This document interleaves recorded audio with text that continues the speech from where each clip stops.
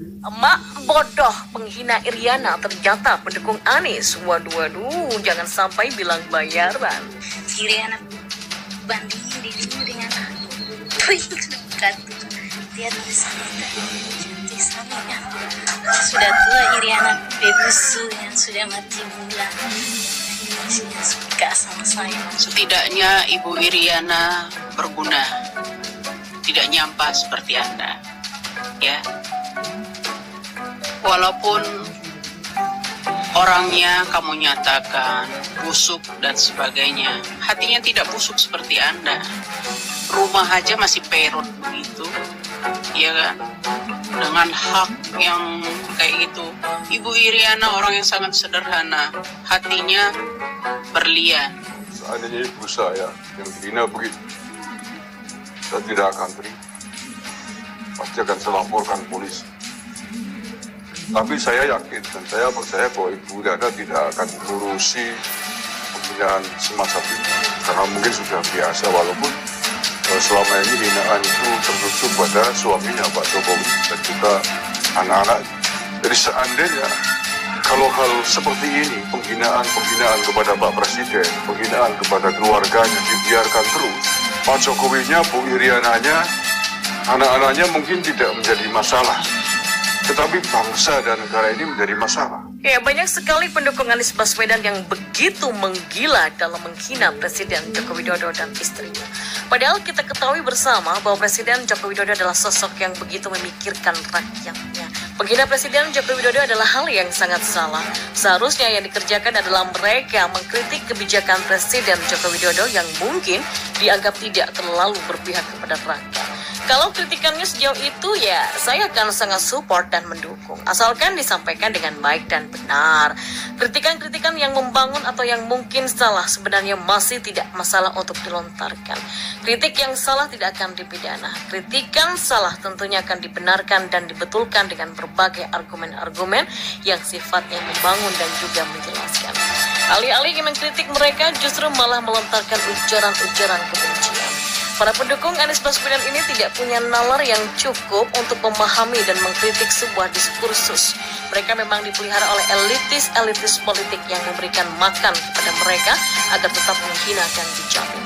Lihat saja Rocky Gerung, Roy Suryo, dan lain-lain. Mereka mengkritik tanpa solusi dan sebenarnya dia bukan mengkritik. Mereka malah mengujarkan ujaran kebencian dan kelihatan ketidaksukaan yang begitu merasuk ke dalam diri mereka. Kalau sudah seperti ini tentunya hukum pidana akan dijalankan. Satu-satunya orang yang bekerja dengan baik bisa-bisanya dihina dan dicaci maki sampai seperti itu. Bagi saya ini adalah hal yang harus diproses secara hukum. Baru-baru ini juga viral seorang emak-emak yang menghina istri Presiden Joko Widodo yang gak ada urusannya dengan pemerintahan sebetulnya sih. Emak-emak itu menghina Iriana dengan kata-kata yang pedas sampai meludah segala. Cewek ini akhirnya ditangkap oleh polisi dan diproses hukum karena memang ujarannya begitu menyakitkan hati dan merusak nama baik seseorang. Apa salah Iriana Jokowi sehingga dia boleh dihina sampai seperti itu? Buat saya, polisi nggak boleh pakai statement restoratif justice. Semangat restoratif justice disalahgunakan dengan luar biasa oleh mereka. Bermodalkan materi Rp10.000, mereka bisa keluar dengan begitu mudah mengucapkan maaf dan tak ada jaminan mereka tak mengulanginya.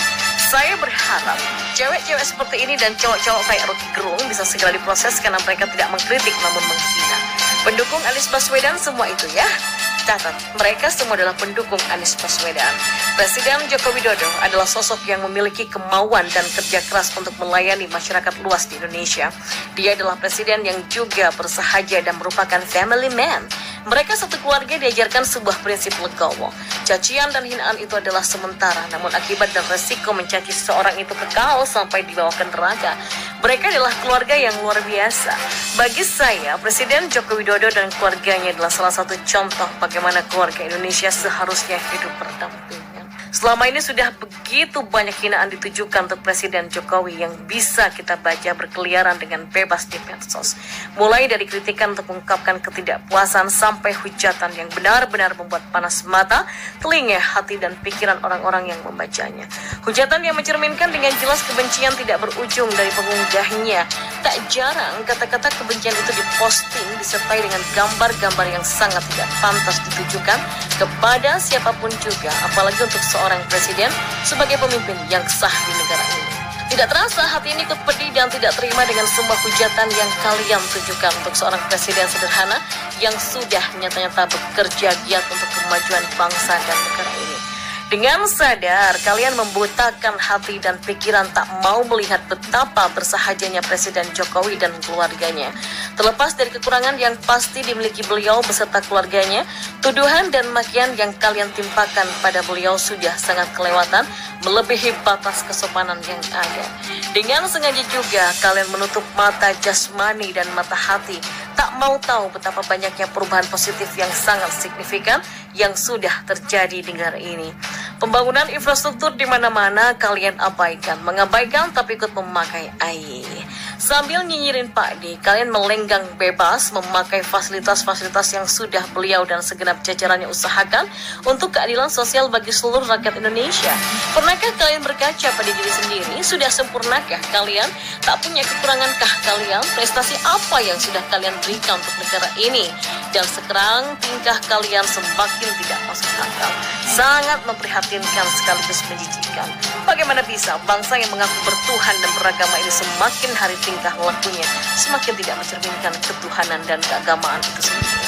Saat ini sudah bukan hal yang mengherankan lagi jika rumah ibadah yang adalah rumah Tuhan dipakai untuk berkampanye sambil menyebarkan ujaran-ujaran kebencian kepada lawan politik dan orang-orang yang tidak sama dengan dirinya dan golongannya. Media sosial menjadi ajang pesta pora mengumbar hawa nafsu, terutama nafsu kebencian. Dibisniskan juga, colek saracen ya. Benar-benar kebencian yang sudah mendarah daging yang sulit disembuhkan. Padahal Tuhan itu kasih, Tuhan itu melarang kita untuk membenci. Lalu Tuhan manakah yang kalian ikuti selama ini? Jelas dia bukanlah Tuhan, karena memang sudah jelas bahwa pribadi Tuhan itu maha kasih dan maha penyayang.